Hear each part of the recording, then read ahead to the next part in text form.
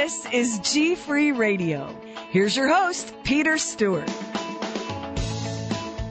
Hello and welcome to our third special holiday edition of the GFree Radio Show. This week, our extended interview with Olympic medal-winning athlete Craig MacLean. Craig represented Great Britain and Northern Ireland at the Summer Olympics in Sydney in 2000, winning a silver medal in the team cycling sprint. He was also at the 2004 Summer Games in Athens, and he's won dozens of track world championships, as well as a bronze for Scotland in the 2002 Commonwealth Games and a gold in the 2006 Games. He was given an MBE in 2013 for services to cycling. This week on GFree Radio, hear about his life as a coeliac and the changes he's had to make to his diet and lifestyle as an endurance cyclist. Recorded a few weeks ago, this week we're in conversation with Craig MacLean.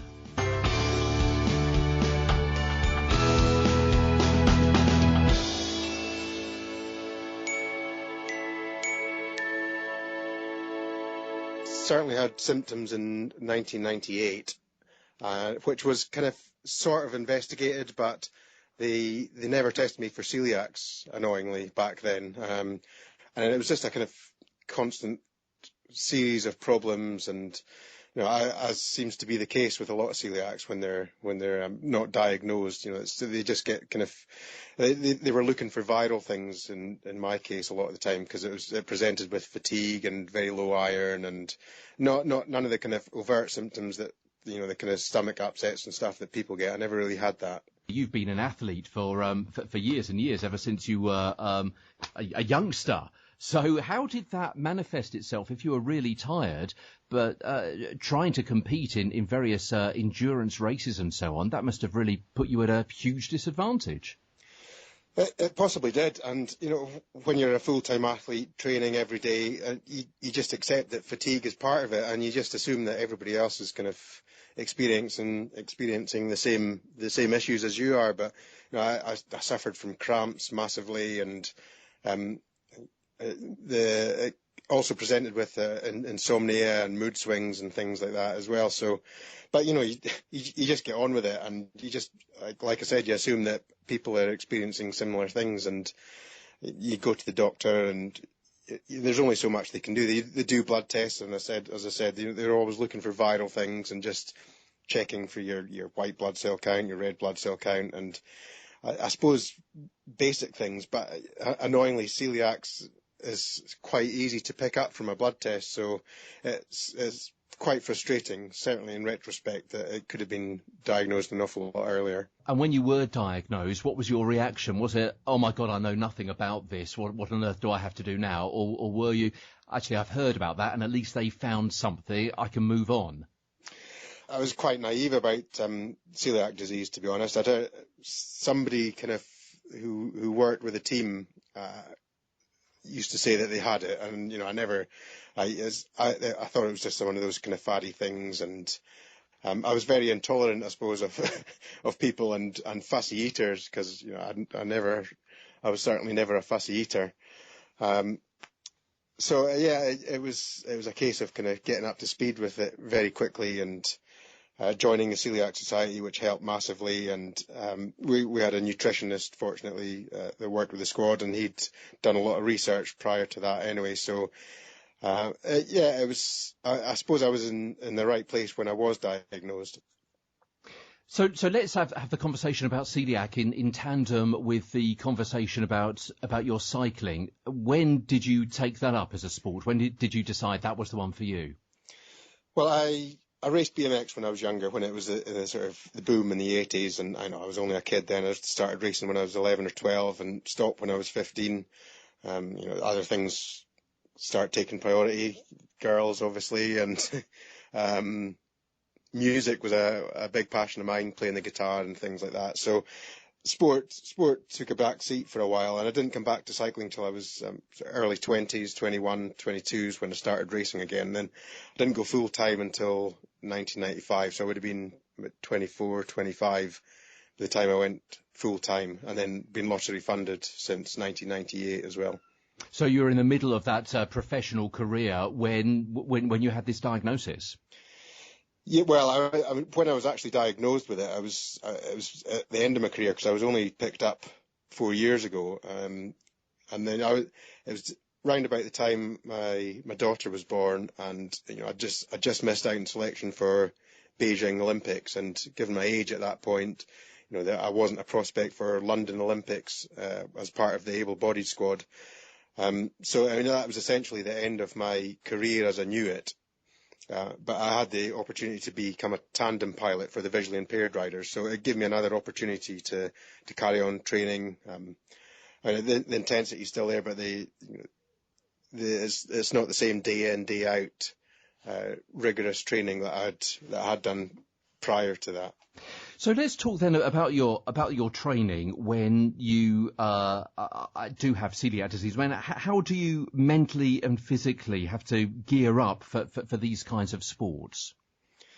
Well, the actual sport itself, it doesn't make a huge difference, but it's all in the planning really, and you can't assume that you're going to turn up at an event and there's going to be a provision for gluten-free foods, and when you're out on your bike doing longer rides, then is what you take with you to refuel and all the rest of it. So it does come with its complications, there's no doubt about that, but once you're kind of you know what you're doing, then it's very manageable, and I don't feel it's an issue at all. It's a lot worse suffering with undiagnosed celiac disease than it is once you know what you're doing and you're able to eat the right foods, then the performance difference is massive.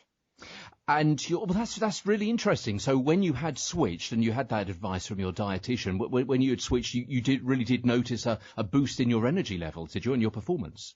Yeah, within probably about 6 weeks of going gluten-free, and it was just kind of every time I rode my bike after that, it was just I just felt better and better and better. And this is coming from when I was at my worst, it was probably, if you can imagine, the smallest chainring on your road bike, the smallest gear that you can have. So, say crawling along in first gear in the car, that's equivalent to what I was doing, but it felt like the hardest effort in the world. So, I couldn't even cycle at 14 miles an hour, say, without feeling like I was getting out of breath, and it was just a massive effort. And, that in itself was quite depressing. But within sort of 6 weeks of turning my diet around, I was able to cruise along in fifth gear, if you like, almost effortlessly, sort of 20 miles an hour.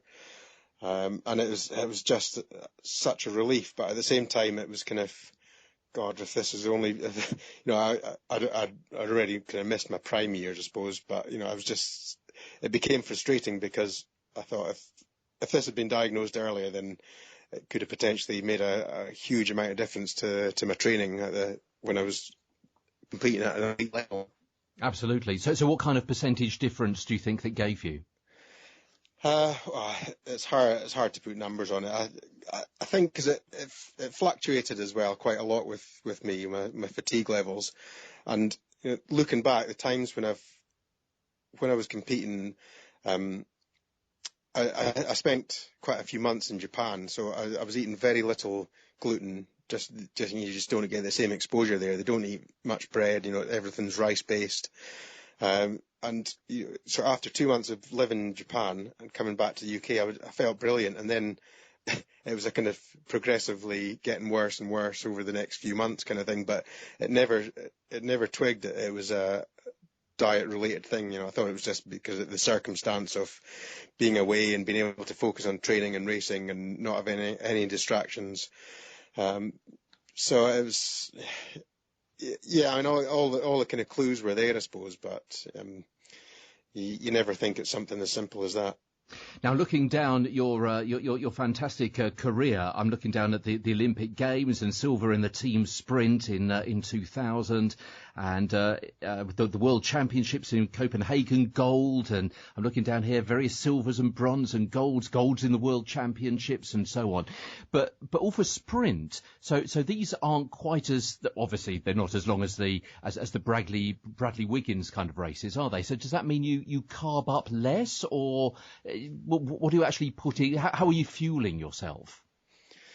I wouldn't say you carb up any less. Okay. I mean, in a sprint competition, you'll quite often be racing for sort of almost a 12-hour period. You can do your qualification at 9 o'clock in the morning, then you'll have a series of sprint rounds all through the day, and you can be there till sort of 10 o'clock at night. So, I'm sorry. I mean, the sprints themselves only last 30 seconds long or something like that, but you can have sort of 10 to 12 sprints throughout the course of the day. So it's dietary management becomes an issue, irrespective if you're celiac or not. Just in terms of timing the intake of your foods and all the rest of it, because you can't be going to the line with a full stomach and trying to sprint flat out and things. For me, I try and keep it simple. I use cereal bars, like Eat Natural, something like that, or there's quite a few in the market now, but I was certainly limited in the early days. It was 9 Bar or Eat Natural I was using. I've recently discovered rice pudding. You've only just discovered rice pudding. I wouldn't say I've just discovered it, but it's in terms of kind of feeling, it gives you enough feeling of fullness, and it's quite easy to digest, and it gives off a decent amount of energy, and you can drink it almost without having to chew it. So just almost sipping on rice pudding throughout the course of a day, or on a longer ride, I'll sometimes put it in one of my bottles. Obviously it means taking the top off if you want to drink it, but I find that an excellent and very cost effective, because you can buy the Sainsbury's like 12 pence tins for, 12 pence, obviously. So yeah, you just kind of stock my cupboards up in those, and because otherwise it becomes enormously expensive to start buying cereal bars, because it's the gluten-free ones. There's no doubt about it. They are quite pricey compared to their normal counterparts. Absolutely, yes. I mean, 80, 90 pence very often, aren't they? So were your colleagues then that they were carving up with the pastas and things like that, were they? Which, even though you can get the gluten-free versions of, it's not as easy to get, and presumably it wasn't 4, 5, 6 years ago. It's easy to get hold of now. There's no doubt about that. Supermarkets, they've improved massively, even in the time I've been celiac in the last 4 years, and I've been fortunate to get prescriptions of pastas and breads and things like that. But it's always difficult, because when you travel to a race, you're generally staying in a hotel, and it's difficult to trust people, isn't it? It's despite what they say, if it's they may say it's gluten free, but unless you're in the kitchen overseeing them cooking it, and making sure that they're not using the same colander for draining it as they've used for other pastas and things like that, then it becomes a real nightmare when you start travelling. And you were able to get a lot of advice from the team nutritionist, were you, that you mentioned earlier? Yeah, it was pretty up to speed, and through British Cycling I was referred to a gastroenterologist who I kind of keep in regular contact with, and for tests and things like that. So between those two, then they've been massively helpful, really. And what was the support you were getting from your colleagues? I mean, they did as much as they can, in terms of if we were going away to a training camp or something, then just giving the hotel a heads up, and maybe possibly giving them some sample menus and things to work with, and forwarding them relative literature in the appropriate language. If we're going to Spain or France, depending.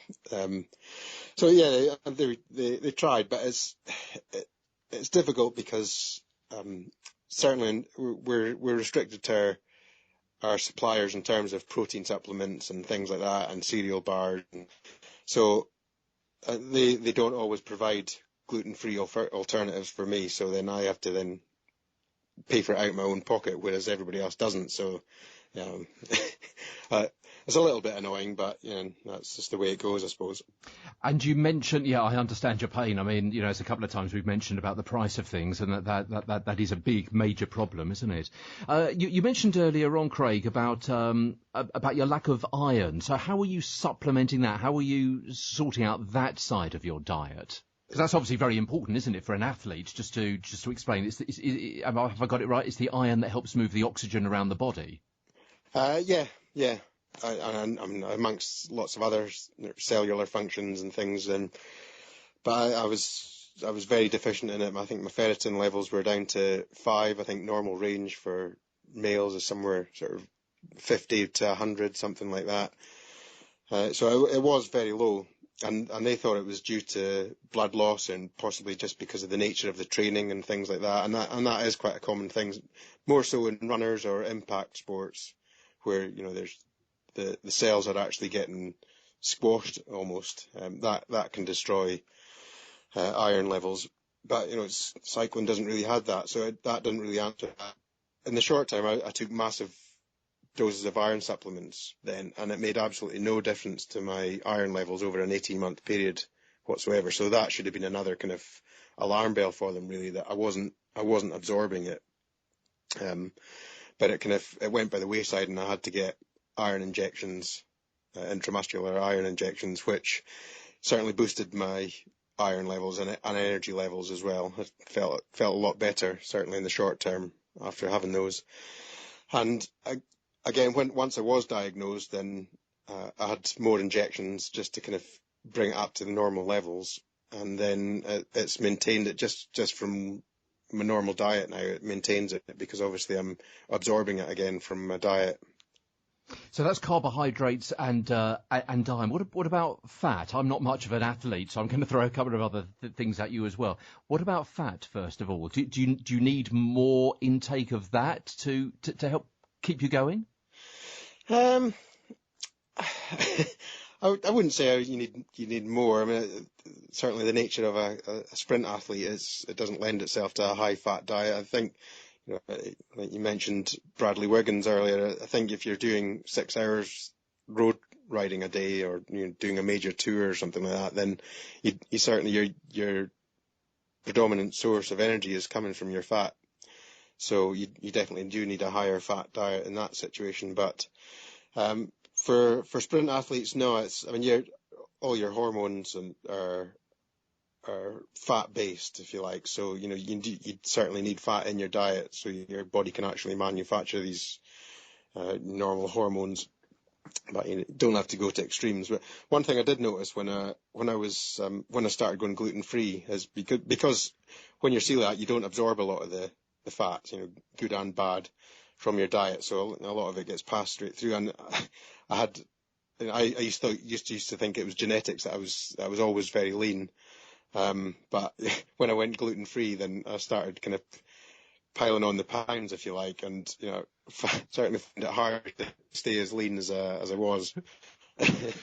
I agree. Yeah, I blame it on celiac disease rather than being middle-aged. Yeah, well, it could be that. Yeah, I think Mrs. Crimble's macaroon cookies didn't help either, to be honest. Yeah, that's the trouble, isn't it? Yeah, some good food out nowadays. Okay, so a couple of other things. Let's talk about sugar and the glucose and so on. So, from my very basic knowledge, that's going to give you a lot of energy. So is that what you want in a sprint, or is that do you want something which is faster releasing rather than slower releasing energy? Generally, a sprint, a lot of your energy will come from your creatine phosphate. So, and that's something that you get from meat actually, but and is stored in your muscle.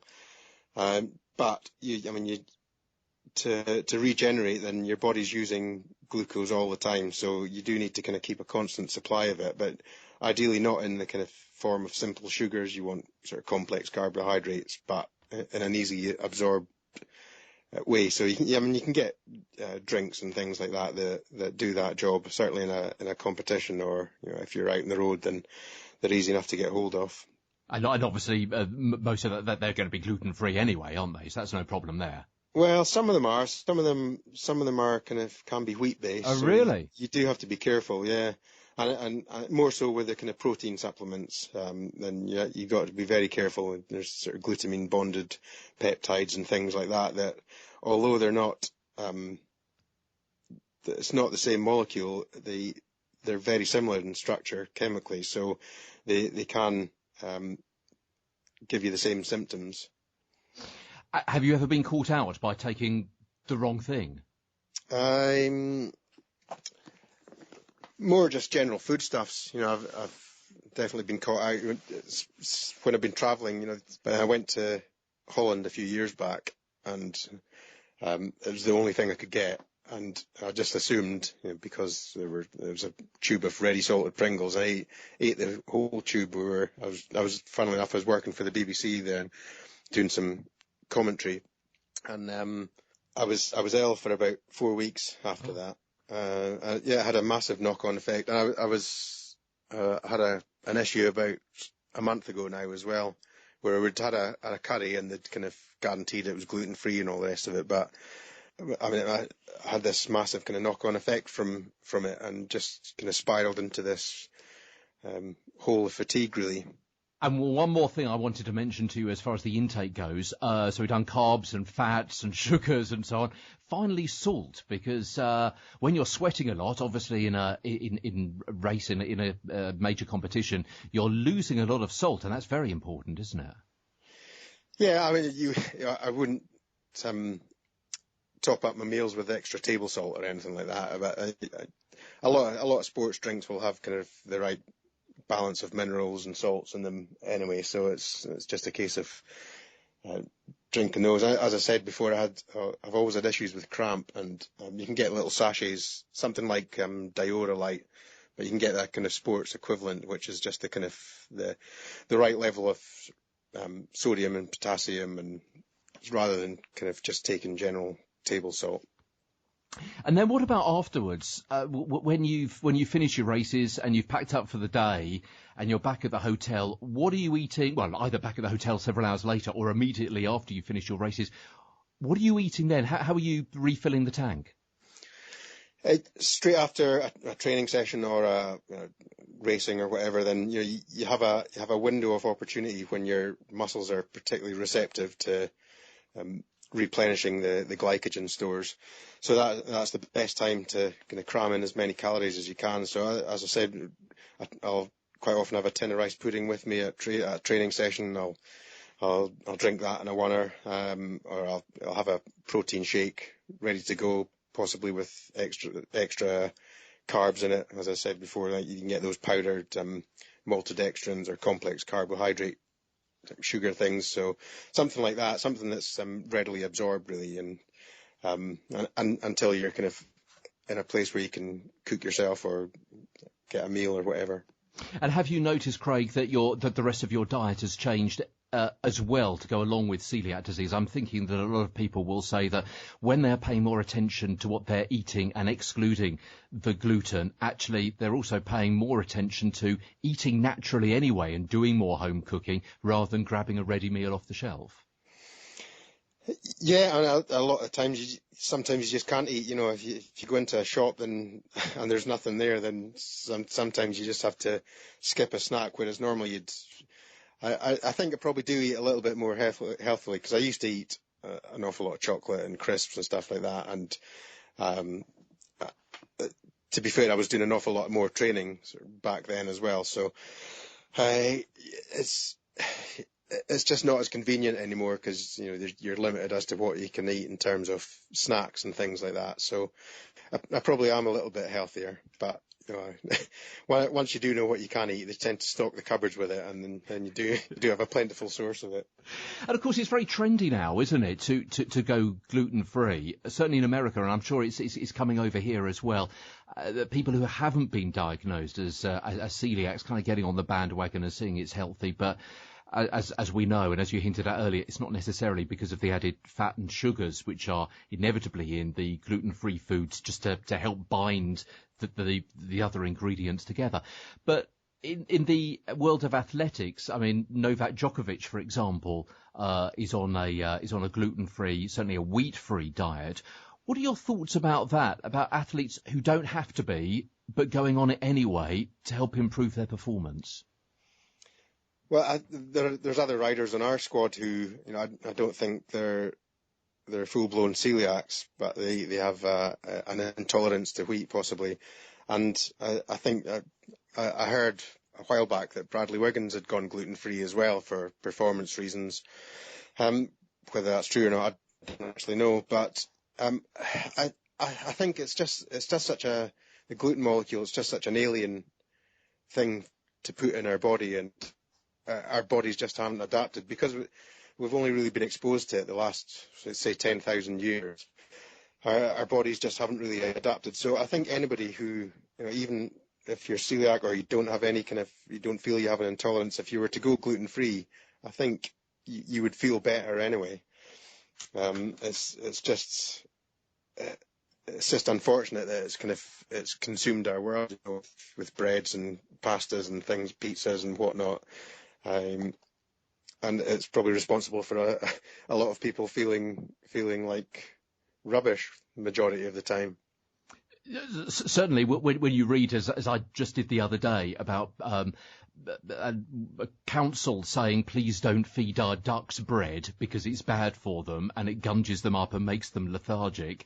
That's a true story. You do think to yourself, hold on, if it's doing that to ducks and we're far more complicated than ducks with our internal digestive systems, then what on earth is it doing to us?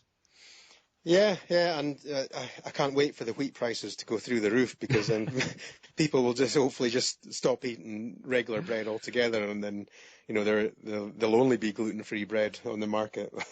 And hopefully that'll bring the price down of that. Well, let's hope so.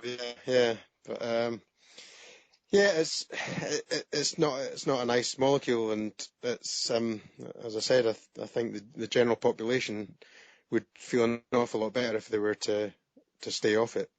So what's your advice to young athletes who are just taking up a sport, whatever sport it is, about their nutrition, about their diet?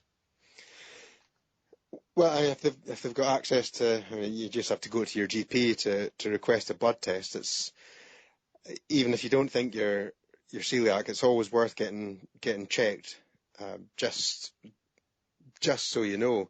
And even if it comes back negative, then I would suggest try a gluten-free diet, because I think it will improve your performance. And if it doesn't, and you've tried it, then you've not lost anything really. So it's always worth a go. And it is much, much easier, as we both know, to be diagnosed, and then once you have been diagnosed, to get the right treatment and to get the right foods. It's so much easier than when we started off on this path, isn't it? It is, yeah, and the Celiac Society have been great, really, and the little booklet that they provide with all the products that you can eat, aside from the regular free from section stuff, where it's quite easy to. If I didn't have that, you'd feel you're limited to that area alone in the supermarket. But it kind of opens up a whole new world to some of the major brands and supermarkets. So that was very helpful in the first instance. And it sounds as though you're quite a big advocate and flag waver for celiac UK and celiac disease and a better diet, and you don't mind kind of coming forward and telling people about it. You're not someone who's trying to hide it under a bushel, and in case you think that people think you're a little bit odd with your some kind of weird food fad.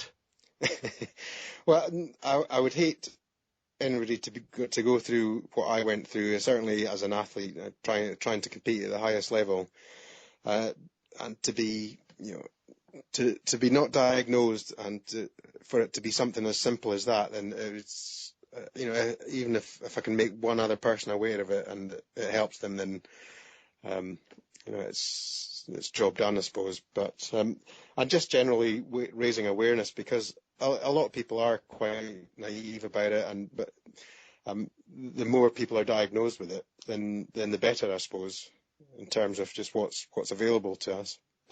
And what about the rest of your family? Because it can be hereditary. Do your children have the same gene? Have you had them checked out, or are you putting them on a gluten-free diet, or are you just waiting for things to take their natural course?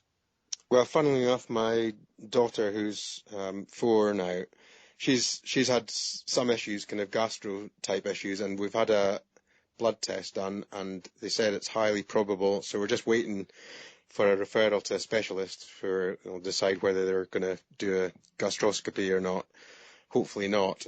She's only 4. You wouldn't kind of wish one of those on anybody, let alone a small child that's certainly looking like she could well be.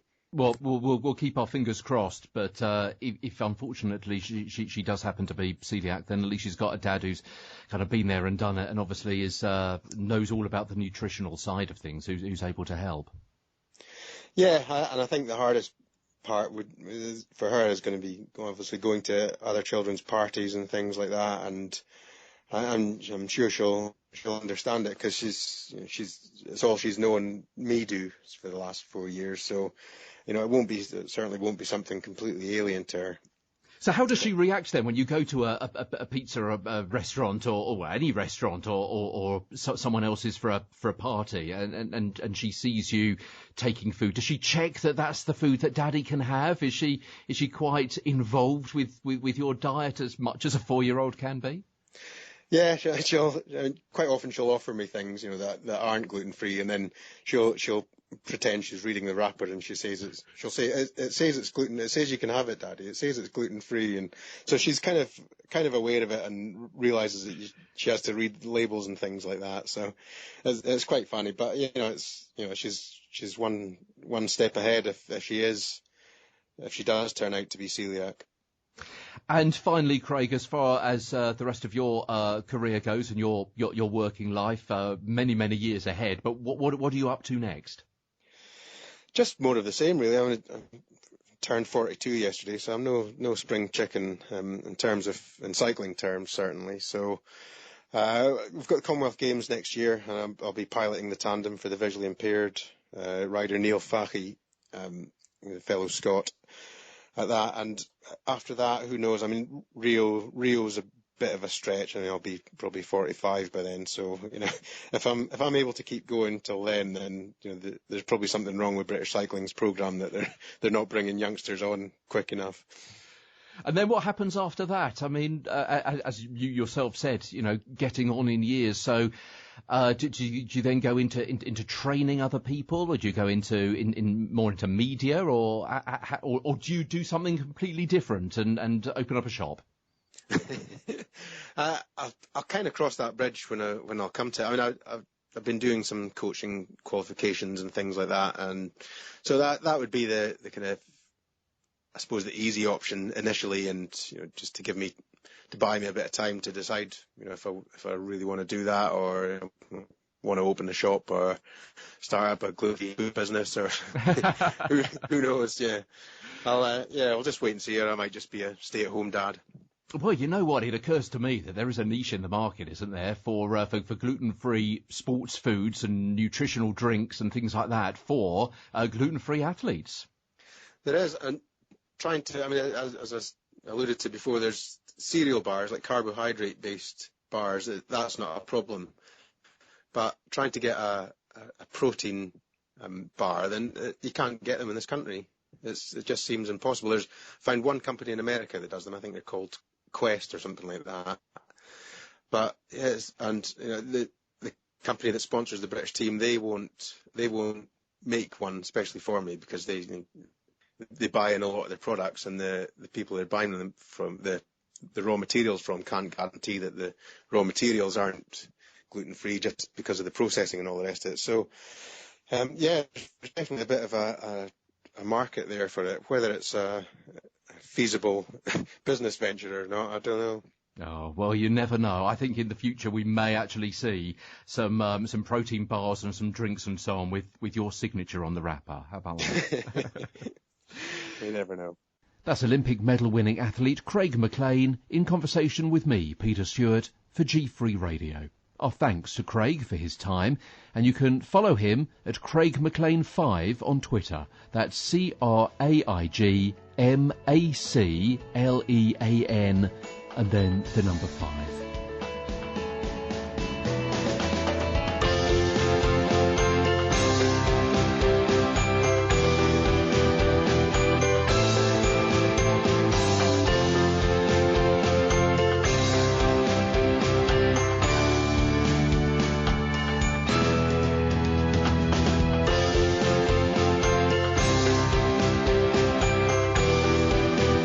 And that was the GFree Radio Show with Peter Stewart.